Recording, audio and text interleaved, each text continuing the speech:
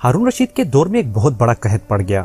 اس قحط کے اثرات سمرقند سے لے کر بغداد تک اور کوفہ سے لے کر مراکش تک ظاہر ہونے لگے۔ ہارون رشید نے اس قحط سے نمٹنے کے لیے تمام تدبیریں آزما لی۔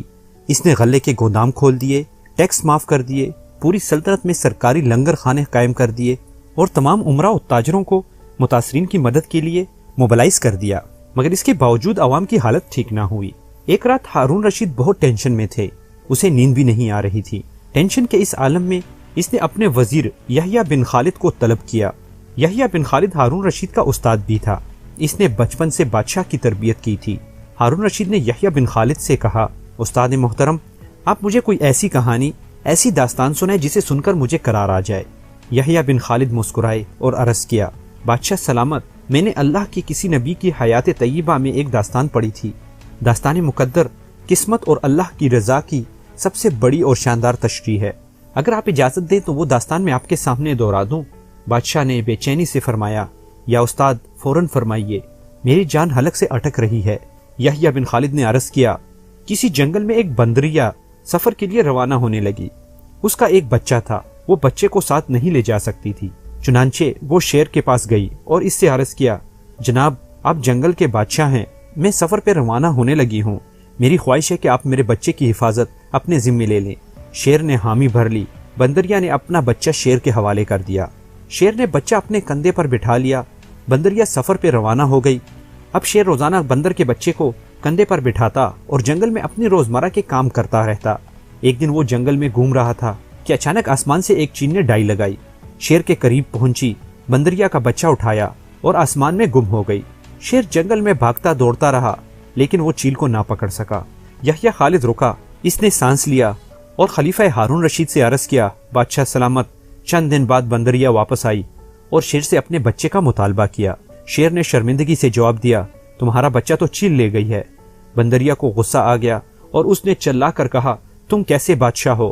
تم ایک امانت کی حفاظت نہیں کر سکتے؟ تم اس سارے جنگل کا نظام کیسے چلاؤ گے؟ شیر نے افسوس سے سر ہلایا اور بولا، میں زمین کا بادشاہ ہوں، اگر زمین سے کوئی آفت تمہارے بچے کی طرف بڑھتی تو میں اسے روک لیتا، لیکن یہ آفت آسمان سے اتری تھی اور آسمان کی آفتیں صرف اور صرف آسمان والا ہی روک سکتا ہے۔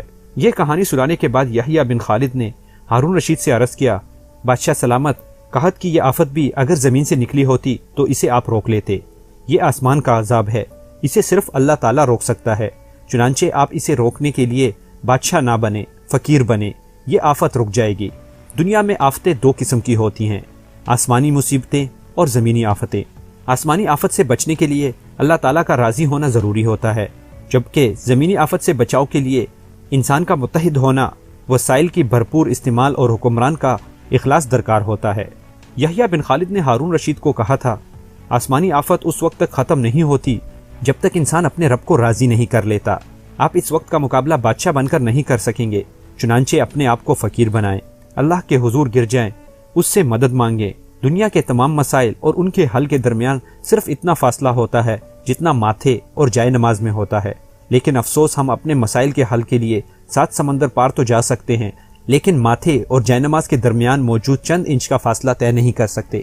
میرے دوستو، اس کہانی سے مراد یہ ہے کہ اللہ بھی ہم سے اس وقت ناراض ہے۔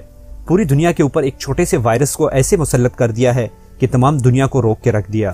تمام دنیا کے کاروبار رک گئے، سٹاک ایکسچینج رک گئی، یہاں تک کہ لوگوں کی بازاریں، دکانیں اور روزمرہ کی زندگی بھی رک گئی ہے۔ جب کوئی شخص کسی سے ناراض ہوتا ہے تو اسے اپنے گھر میں بلانا بھی پسند نہیں کرتا۔ آپ اس چیز کا اندازہ اس سے لگا لیں کہ اللہ ہم سے ناراض ہے کہ ابھی خانہ کعبہ کے اندر بھی لوگوں کے جانے پر منع کر دیا گیا ہے۔ اس لیے ہمیں چاہیے کہ اپنے رب کی طرف متوجہ ہوں اور اپنے رب سے اپنے گناہوں کی مغفرت مانگیں تاکہ اللہ ہم سے راضی ہو اور ہمارے ان تمام آفات کو ہم سے دور کرے۔ آمین ثم آمین۔